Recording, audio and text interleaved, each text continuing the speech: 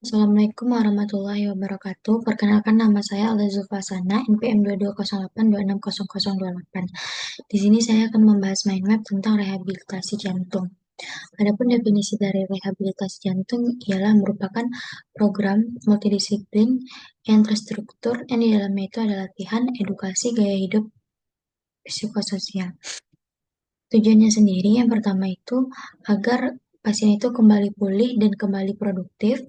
Lalu kita bisa kontrol faktor resiko dan penyebab penyakit kardiovaskular, meningkatkan kapasitas fungsional, meningkatkan kualitas hidup, adaptasi fisik dan mental.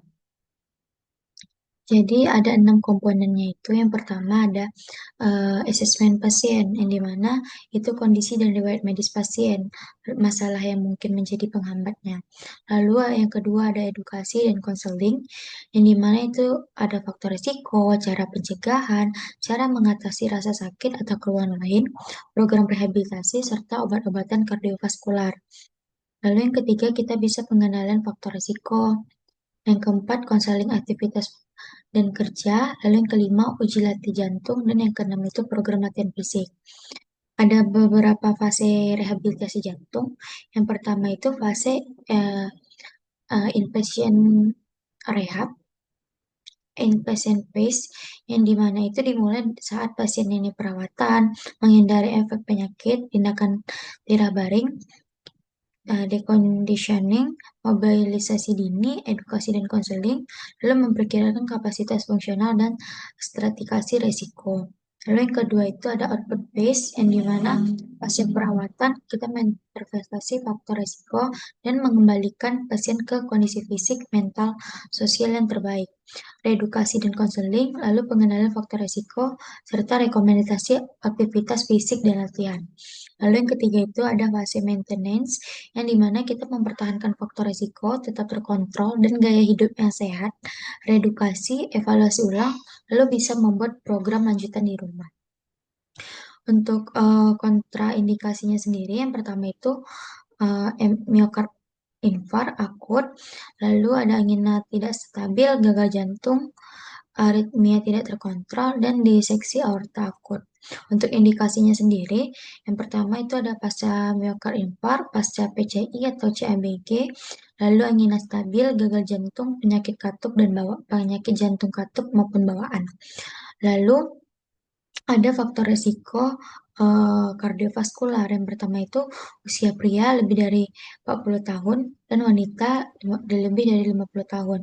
Kebanyakan itu jenis kelaminnya laki-laki, lalu kita kurangnya aktivitas fisik, riwayat merokok, hipertensi, diabetes mellitus, dislipidemia, obesitas, kurangnya aktivitas fisik, dan riwayat keluarga yang memiliki penyakit kardiovaskular. Untuk edukasinya sendiri kita bisa lakukan eh, edukasi penyakit dan obatnya, lalu aktivitas fisik yang aman, pola makan yang sehat, berhenti merokok, kita manajemen stres, serta dukungan psikososial.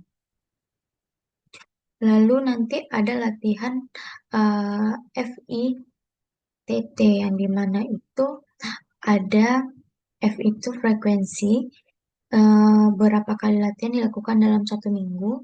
Misalnya kita bisa lakukan latihan aerobik 3-5 kali per minggu untuk meningkatkan kapasitas jantung, sirkulasi, dan toleransi aktivitas. Lalu yang kedua itu ada I, yaitu intensi atau intensitas, seberapa berat latihan yang dilakukan. Seperti misalnya aerobik, kita gunakan metode 50-70% heart rate reserve atau HRR, atau RPE 11-14 atau skala Borg yang sedang, atau 40-60 eh, yang maksimal.